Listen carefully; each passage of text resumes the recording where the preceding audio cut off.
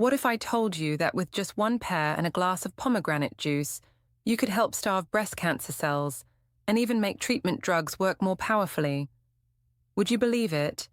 It may sound like magic, but science is being uncovered every day. My name is Olivia Parker, and today I want to take you on a very special journey, seeing food not just as nutrition, but as medicine for healing. People call it food as medicine. This means that the simple foods on your plate, like green tea, soy, tomatoes, or juicy fruits, can actually affect your body in ways that, until recently, only medications were believed to do. Did you know that breast cancer doesn't just grow because of genes or hormones, but also depends on its supply lines, blood vessels, and even the gut microbiome? And here's the surprising part. The foods you eat daily can switch these pathways on or off. Stay with me until the end of this video, because I'm going to reveal little-known secrets. From 2 gut bacteria that can determine whether immunotherapy works or not, to a simple one-day meal plan you can easily follow to protect yourself or your loved ones against breast cancer. Don't forget to subscribe to the channel so you won't miss the fantastic experiences and valuable insights in the following videos. Have you ever wondered, if a breast cancer tumor grows by being fed through blood vessels, could we shut off that blood supply?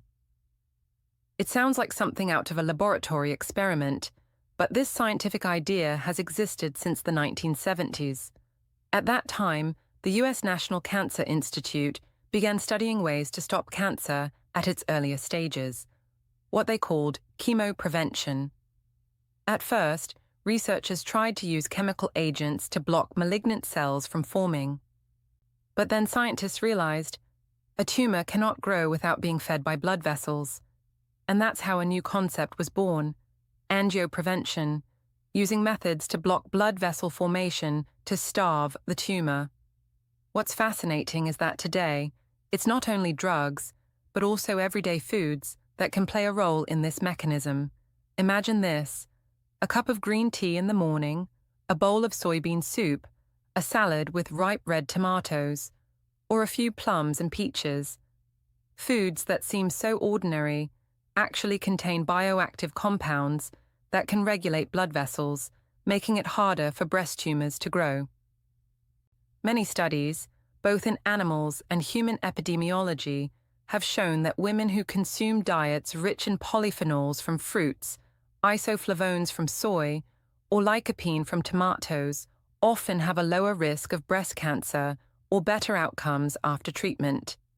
In other words, your daily meals can become a natural shield of protection against breast cancer. One of the most common questions I hear from patients is, "Olivia, I'm going through chemotherapy for breast cancer, so what should I eat?" Sadly, they often receive an answer like, "Eat whatever you like, as long as you don't lose weight." It sounds reasonable, but it's not accurate.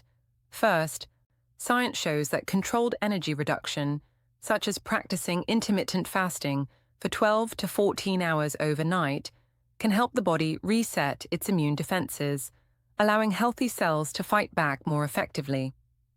Of course, this must always be discussed carefully with your doctor, because not everyone is suited for it, but clearly, the belief that the more you eat, the better, is a misconception. Second, some patients are told, just eat whatever tastes good, even fast food, pizza, or sweet ice cream, as long as you get enough calories. The problem is that refined sugar and ultra-processed foods can trigger inflammation, creating an environment where breast cancer can thrive. What your body needs is not empty calories, but smart nutrition.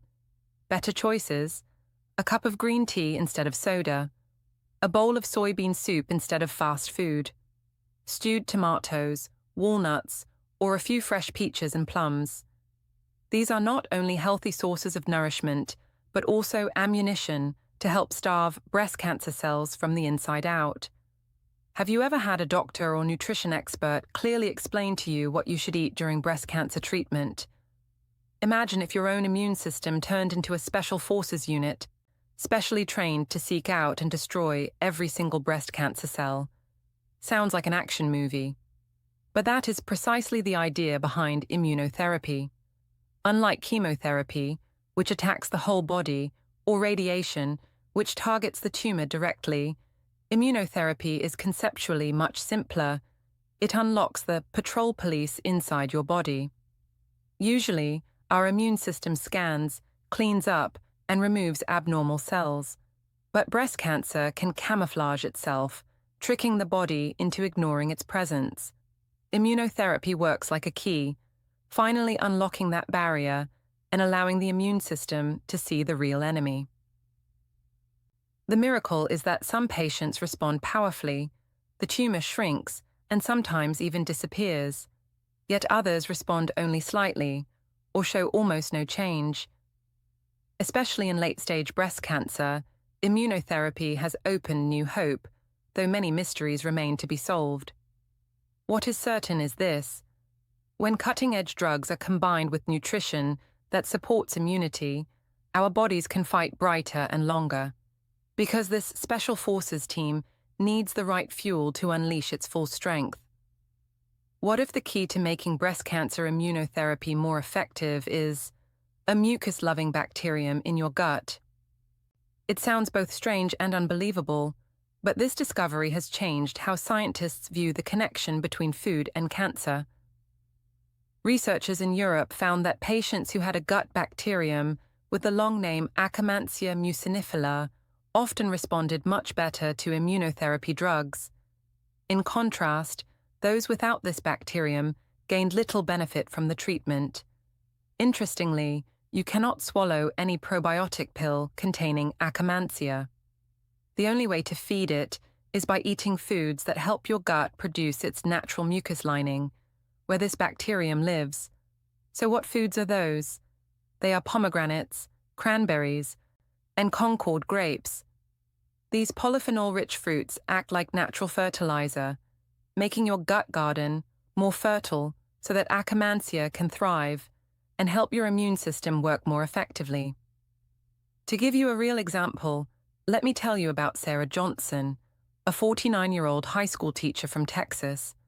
Sarah consistently added fresh pomegranate seeds and pure cranberry juice during her breast cancer treatment to her daily routine. After 3 weeks, she reported sleeping more deeply, her digestion was easier, and she had less fatigue. Her doctor encouraged her to continue. This was a safe, nutrient-rich, and gut-friendly addition. Of course, this is just one personal experience, and not a substitute for medical advice, but it clearly shows how food can make a difference. Which do you prefer, pomegranates or cranberries? Leave a comment, and I'll adjust the sample meal plan for you. Can you believe that adding just 5 grams of fiber a day, the equivalent of a medium-sized pear, has been linked to as much as a 30% reduction in mortality risk for patients receiving immunotherapy, including breast cancer? That number has made many doctors sit up in surprise. A study by the MD Anderson Cancer Center in the United States discovered that patients with higher levels of a gut bacterium called ruminococcus often responded better to immunotherapy. And the factor that helps ruminococcus thrive is fiber. It is not an expensive pill or a special supplement, but simple fiber from natural foods. You can easily get 5 grams of fiber from 1.1 pear or apple with the skin on. 2. A small bowl of cooked oats. 3. A serving of black beans or red beans. 4. Green vegetables like broccoli or spinach. 5. 1 tablespoon of chia seeds or flax seeds. The critical point is that fiber nourishes ruminococcus and keeps your digestive system healthy, regulates blood sugar, and reduces inflammation, all vital factors in fighting breast cancer. Have you ever considered having a 24-hour meal plan that's easy to prepare, delicious, and helps your body fight breast cancer? That's the idea behind the Starve Breast Cancer diet, starving the tumor while nourishing yourself. Picture this: your day begins with a warm bowl of oatmeal sprinkled with ground flax seeds, alongside a crisp, sweet pear. Instead of sugar-loaded coffee, you sip on a cup of green tea, rich in EGCG, a compound studied for its link to lowering breast cancer risk. At lunchtime, rather than grabbing a quick sandwich on the go, you enjoy a soybean salad with ripe red tomatoes, leafy greens, and a bit of quinoa or brown rice. This meal is balanced: protein from soy, lycopene from tomatoes, and fiber from whole grains. Instead of packaged snacks in the afternoon, you treat yourself to fresh pomegranate seeds or a small glass of pure cranberry juice. Not only does this satisfy hunger, but it also serves as fertilizer for your gut microbiome. You might have a portion of grilled salmon or chicken breast for dinner, paired with broccoli and other cruciferous vegetables. Dessert: a few plums or peaches, naturally sweet and packed with polyphenols. Suppose you practice gentle intermittent fasting for 12 or 14 hours overnight, for example, finishing dinner at 7 p.m. and eating again at 9 a.m. the next morning. In that case, your body gets valuable time to rest, recover, and reboot the immune system. And the best part? This entire plan isn't exotic or hard to find. It can easily be your everyday menu, protecting your health while helping your body stand firm against breast cancer. People often ask me, "Olivia, should I choose food or medicine?" And my answer is always, don't choose food or medicine, choose food and medicine. Because when both work together, the body has its strongest chance to fight. So, where can you begin? Here's a simple 4-step plan. Step 1, take a pen and paper and list at least 10 foods you already enjoy. Maybe green tea, soy, tomatoes, pears, pomegranates, plums, or peaches. Starting with the foods you love makes change much easier. Step 2, when preparing your meals, remember the principle of a balanced plate.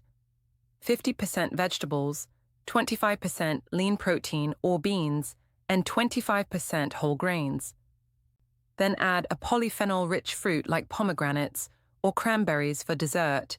Step 3, try gentle intermittent fasting of 12 to 14 hours overnight if it suits your health condition. But note, avoid this if you're underweight, have diabetes requiring medication, or are pregnant and breastfeeding. Always check with your doctor first.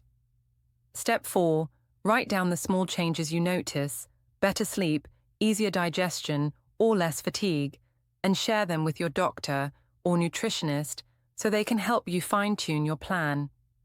Remember, every meal you choose today is a vote for your future health, especially when you or a loved one is fighting breast cancer.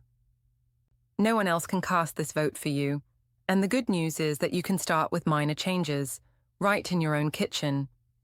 Add a little fiber from pears or oats. Sprinkle flax seeds or chia seeds on your breakfast. Swap your sugary coffee for a cup of green tea. Enjoy pomegranate seeds or cranberries as an afternoon snack. Each of these small details helps nourish your immune system, strengthen your gut microbiome, and, most naturally, starve the tumor. This is not a story of either medicine or food. It is a journey combining both, food plus medicine, to create the most excellent chance for recovery and long-term health. If you found this video helpful, please hit like, share it with your loved ones, and most importantly, subscribe to the channel to continue this journey with me in the upcoming videos. Proper knowledge can transform how we eat, live, and fight disease.